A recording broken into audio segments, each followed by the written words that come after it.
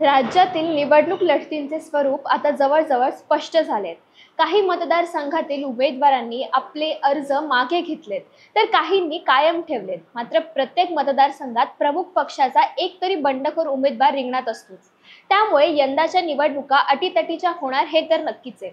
विदर्भातील अमरावती जिल्ह्यात रवी राणा, यशोमती ठाकूर, बच्चू कडू, देवेंद्र भुयार, प्रताप अडसड इत्यादी दिग्गजांची प्रतिष्ठा पणाला लागली आहे. अमरावती जिल्ह्यात एकूण 8 विधानसभा मतदारसंघ असून सर्वच ठिकाणी रंगतदार सामना होणार आहे. अमरावती जिल्ह्यातील 8 मतदारसंघात 3 काँग्रेसचे, 2 प्रहार पक्षाचे आणि अपक्ष भाजप आणि स्वाभिमान पक्ष यांचे प्रत्येकी एक असे एकूण 8 विद्यमान आमदार आहेत. यावेळी कोणकोणते उमेदवार निवडणूक रिंगणात आहेत, मतदारसंघातील गणित काय आहेत, कोण आघाडीवर आणि कोण पिछाडीवर आहे, याचा संभाव्य अंदाज आपण या व्हिडिओच्या माध्यमातून घेणार आहोत. नमस्कार, मी अदिती आणि तुम्ही बघतायत महाराष्ट्र भूमी. जिल्ह्यातील पहिला मतदारसंघ आहे धामणगाव रेल्वे विधानसभा. भाजपचे प्रताप अडसड हे मतदारसंघाचे विद्यमान आमदार असून त्यांची लढत ही त्यांचे पारंपरिक प्रतिस्पर्धी काँग्रेसचे माजी आमदार वीरेंद्र जगताप यांच्याशी असणार आहे. 2019च्या विधानसभा निवडणुकीत अडसड यांनी 90,832 मतं मिळवत जगताप यांचा 9,519 मतांनी पराभव केला होता. तर 23,779 एवढं मतं मिळवणारे निलेश विश्वकर्मा हे तिसऱ्या क्रमांकावर होते. यंदाही वंचितने त्यांनाच रिंगणात उतरवले. प्रहारने हेही येथे प्रवीण हेंडगे यांना उमेदवारी दिली आहे. वर्धा लोकसभा क्षेत्रात येणाऱ्या या मतदारसंघातून महाविकास आघाडीच्या उमेदवारास 14,000 मताधिक्य मिळालं होतं. इथे गतवेळेप्रमाणे वंचितचा उमेदवार निर्णायक भूमिका बजावू शकतो. सध्या तरी काँग्रेस इथे आघाडीवर असल्याचे दिसून येते. दुसरा मतदारसंघ आहे बडनेरा विधानसभा. आक्रमक महिला नेत्या नवनीत राणा यांचे पती रवी राणा यांना मतदारसंघातून सलग 3 वेळेस निवडून आले आहेत. ते विद्यमान आमदार असून परत एकदा अपक्ष म्हणून निवडणूक रिंगणात असणार आहेत. महायुतीने त्यांना पाठिंबा दिलेला आहे. त्यामुळे नाराज झालेले भाजपचे तुषार भारतीय काय भूमिका घेतात याकडे सर्वांचेच लक्ष आहे.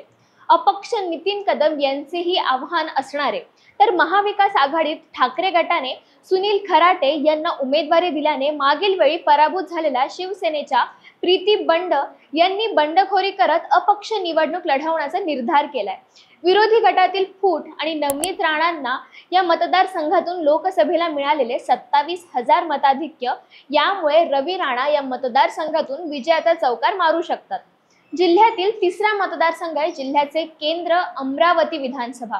मागील वेळी काँग्रेसकडून निवडणूक लढवत आमदार झालेल्या सुलभा खोडके यावेळी महायुतीकडून घड्याळ चिन्हावर निवडणूक रिंगणात असणार आहेत. तर मागील वेळी भाजपकडून निवडणूक लढवणारे माजी मंत्री डॉक्टर सुनील देशमुख महाविकास आघाडीत काँग्रेसकडून मैदानात आहेत. भाजपकडून कमालीचे नाराज झालेले जगदीश गुप्ता यांनी अपक्ष दावेदारी ठोकली आहे. लोकसभेत माहितीचा उमेदवार नवनीत राणा या मतदारसंघातून 41,648 मतांनी पिछाडीवर होत्या. त्यामुळे तिरंगी होणाऱ्या या लढतीत सुनील देशमुख यांचं पारडं जड मानलं जाते. चौथा मतदारसंघ आहे तिवसा विधानसभा. या मतदारसंघातून आमदारकीची हॅट्रिक करणाऱ्या लोकसभेत प्रभावी भूमिका निभावणाऱ्या काँग्रेसच्या ज्येष्ठ नेत्या यशोमती ठाकूर चौथ्यांदा रिंगणात असणार आहेत. मागील वेळी त्यांनी 10,361 मतांनी शिवसेनेच्या राजेश वानखेडे यांना पराभूत केले होते. यंदा राजेश वानखेडे कमळ या चिन्हावर विद्यमान आमदारांना आव्हान देतील. महायुतीतील तिकीट नाकारल्याने नाराज झालेले रविराज देशमुख, कमलसिंग चितोडिया यांची भूमिका पाहणे महत्त्वाचे ठरणार आहे. या मतदारसंघातून काँग्रेसला 11,000 मतांची आघाडी लोकसभेला असल्याने आणि मतदारसंघातील दलित आणि मुस्लिम मतदार काँग्रेसला मानणार असल्यामुळे या ठिकाणी यशोमती ठाकूर आघाडीवर राहू शकतात. अमरावती जिल्ह्यातील 5वा मतदारसंघ आहे दर्यापूर विधानसभा. अनुसूचित जातींसाठी आरक्षित असलेले या मतदारसंघाचे काँग्रेसचे बळवंत वानखेडे आमदार होते. ते आता खासदार झाल्याने ही जागा रिक्त होती. मागील वेळी त्यांनी भाजपच्या रमेश बुंदिले यांचा 30,519 मतांनी पराभव केला होता. काँग्रेसचा हक्काचा मतदारसंघ यावेळी शिवसेना ठाकरे गटाने आपल्याकडे खेचून घेत कट्टर शिवसैनिक गजानन लवटे यांना उमेदवारी दिली आहे. त्यामुळे आता काँग्रेसकडून इच्छुक असणारे गुणवंत देवपारे, रामेश्वर अभ्यंकर, विजय विल्हेकर यांची भूमिका महत्त्वाची असणार आहे. तर महायुतीत शिवसेना शिंदे गटाकडून माजी आमदार अभिजित अडसूळ मैदानात असणार आहे। त्यामुळे निराश झालेले भाजपचे माजी आमदार रमेश बुनिले निवडणुकीत प्रत्यक्ष अप्रत्यक्ष कुणाला मदत पुरवतात हे पाहणे रंजक ठरणार आहे। दर्यापूर मतदारसंघातून लोकसभेला 8,000 मतांनी नवनीत राणा पिछाडीवर होत्या। त्यामुळे निवडणूक निकालात मशाल धनुष्यबाणाला वरचढ ठरते की काय अशीच परिस्थिती निर्माण झाली आहे। जिल्ह्यातील 6वा मतदारसंघ आहे मेळघाट विधानसभा। अनुसूचित जमातींसाठी आरक्षित असलेल्या या मतदारसंघाचे विद्यमान आमदार आहेत प्रहारचे राजकुमार पटेल। मागील वेळी त्यांनी भाजपच्या रमेश मावस्कर यांना 41,362 मताधिक्य घेत धोबी पछाड दिला होता। यावेळी राजकुमार पटेल यांना काँग्रेसच्या डॉक्टर हेमंत चिमोटे यांचे आव्हान असणार आहे। काँग्रेसमधून आलेले केवळ राम काळे भाजपचे कमळ घेऊन मतदारसंघांमध्ये दावा ठोकत आहेत। प्रभुदास भिलावेकर हेही अपक्ष रिंगणात आहेत। या मतदारसंघात भाजप समोर बंडखोरीचे संकट असून राणा दाम्पत्यांची भूमिका निर्णायक असणार आहे। या मतदारसंघातून नवनीत राणा लोकसभेला 22,000 मतांनी आघाडीवर होत्या। एकंदरीत राणा फॅक्टरवर उमेदवारांचे भविष्य अवलंबून असणार आहे।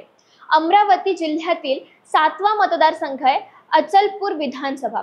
प्रहार पक्षाचे आक्रमक नेते बच्चू कडू हे मतदारसंघाचे विद्यमान आमदार असून त्यांनी मागील वेळी काँग्रेसच्या अनिरुद्ध देशमुख यांना 8,396 मतांनी पराभूत केले होते।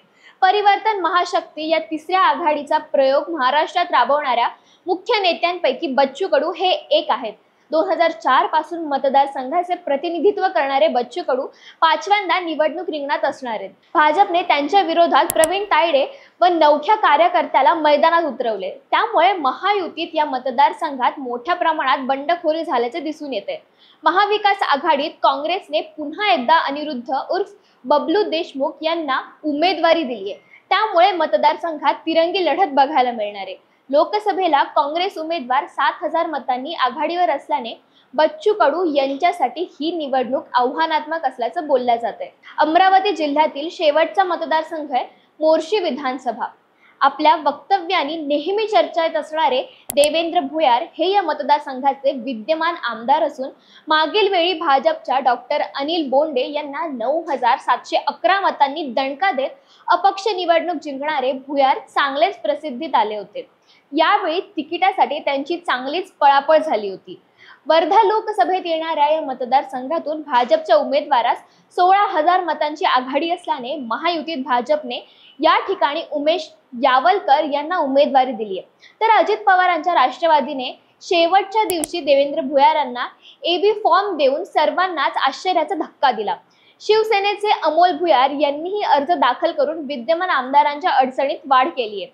महाविकास आघाडीत शरद पवारांच्या राष्ट्रवादीकडून गिरीश कराळे निवडणूक रिंगणात असणार आहेत। काँग्रेसचे विक्रम ठाकरे आणि भाजपमधील नाराज गट यांची भूमिका निर्णायक असणार आहे।